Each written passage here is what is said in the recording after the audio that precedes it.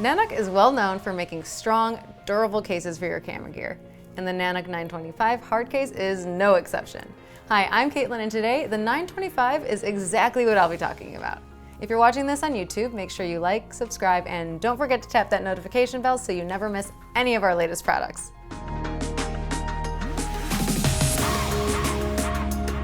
The NANUK 925 is specifically designed for the DJI FPV combo.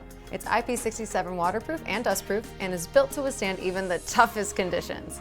It's lightweight yet completely durable, and you'll never have to worry about your gear getting damaged if it's locked away in here.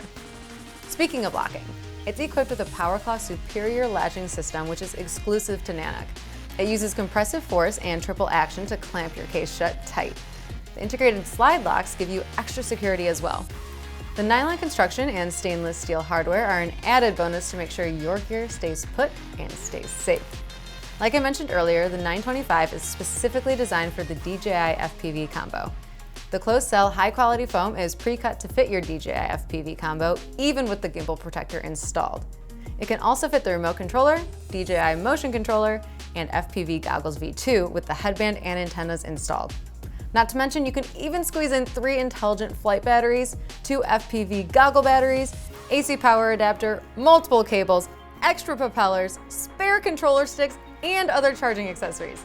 Yep, all that. You'll hardly need anything else. The soft grip, ergonomic handle makes it easy and comfortable to carry, and it also has an automatic pressure release valve and 2 reinforced metal eyelets that accommodate TSA accepted case locks. It's MIL spec certified and stands at 7 inches tall, 18.7 inches wide, and 14.8 inches deep. If you have any other questions about the NANUK 925 hard case, please reach out to us by phone, email, or chat with one of our experts online. We are always happy to help. I'll see you next time.